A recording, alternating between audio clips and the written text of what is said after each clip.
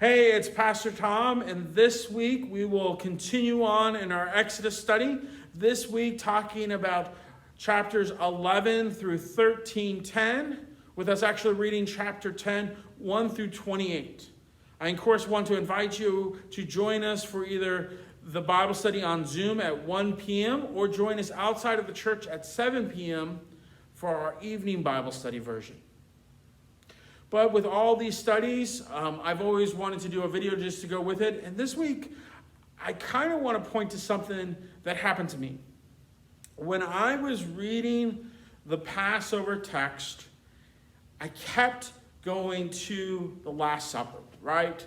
Because when we talk about the Passover meal and the Last Supper, of course, the Last Supper happens either at the very beginning of Passover or the day before. It's a meal in which Jesus commands his disciples to remember him.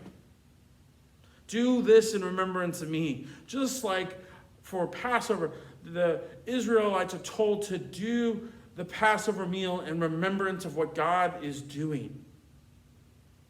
You get the image of the lamb being slaughtered for the Passover.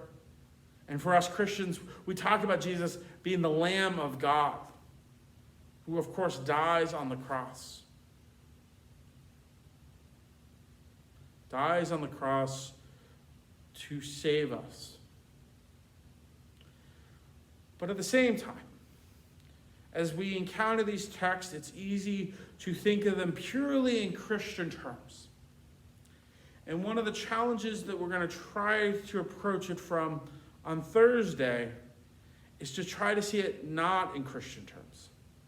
Not to see the Last Supper, but to look at the ways not only it's similar to the Last Supper, but also how it is distinct. And so I'm going to ask that question when we get there. Right? And so, in a strange way, that's what I want to talk about. As you're entering and reading the text and hearing the text, I want you to pull a piece of paper next to you and just write the things that sound very similar to the Last Supper and things that seem distinct. And we can talk about those on Thursday. I hope to see you there, and take care, and God bless.